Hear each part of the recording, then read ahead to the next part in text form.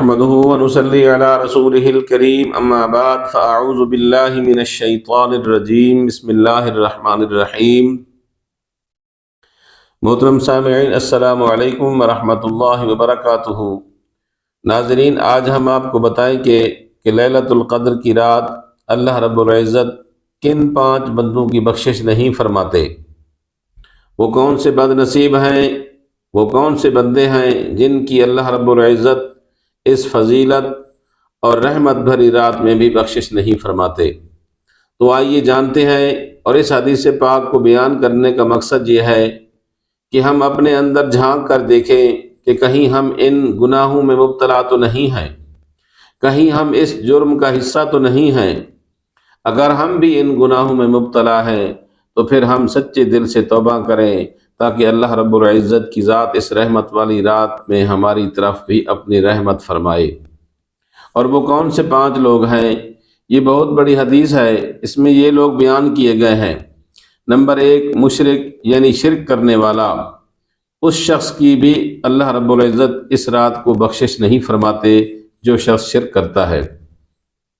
Number 2، منافق، جو اندر سے کچھ اور ہے اور ظاہر اس کا کچھ اور ہے، تو وہ شخص بھی منافق ہوتا ہے، تو اس رات اللہ رب العزت ایسے شخص کی بھی بخشش نہیں فرماتے۔ نمبر 3، قطع رحمی کرنے والا، یعنی رشتوں کو توڑنے والا، بلا وجہ اپنے ہی رشتوں کو خراب کرنے والا۔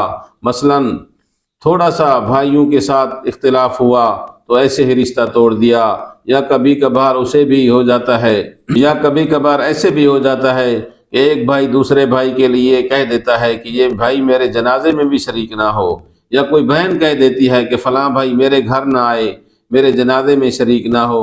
تو ایسے کئی واقعات آتے ہیں، ایسے کئی واقعات ملتے ہیں جو قطع رحمی کرتے ہیں، یعنی قریبی رشتہ داروں سے رشتے توڑ دیے جاتے ہیں۔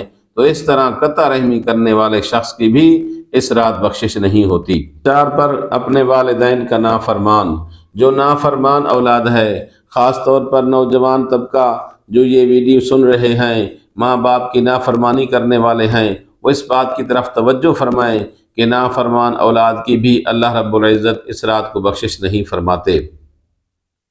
چاہے وہ شخص جتنی عبادت کرے، جتنی نوافل پڑھے، پوری رات بھی اگر جاگتا رہا، پھر بھی اس نافرمان شخص کی بخشش نہیں ہوگی۔ اللہ رب العزت اس شخص کو معاف نہیں فرماتے، اگرچہ اس نے اپنے والدین کا دل دکھایا ہے، تو وہ کبھی بھی اس بندے کی، اس شخص کی اس رحمت والی رات میں بھی بخشش نہیں ہوگی۔ اور ایسے شخص کو چاہیے کہ وہ اللہ رب العزت کی ذات سے ایسے شخص کو چاہیے کہ وہ اللہ رب العزت کی ذات سے سچی توبہ کرے اور اپنے والدین سے بھی معافی مانگے، تاکہ اللہ رب العزت اس کی اس معافی کو دیکھ کر اس رحمت والی رات میں اس کی بخشش فرما دے۔ نمبر 5 جو ہے نا، شراب کا عادی، جو شراب پینے والا شخص ہے، اس رات کو بخشش اس کی بھی نہیں ہوتی۔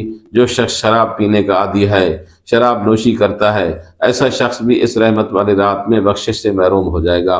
تو ناظرین، ان 5 لوگوں کی اللہ رب العزت اس رحمت والی رات کو بھی عبادت قبول نہیں فرماتے، اور نہ ہی ان کی طرف توجہ فرماتے ہیں، اور نہ ہی ان لوگوں کی اللہ پاک بخشش فرماتے ہیں۔ تو ناظرین، ہمیں بھی ان باتوں پر غور کرنا چاہیے کہ کہیں ہمارے اندر تو یہ گناہ موجود نہیں ہے۔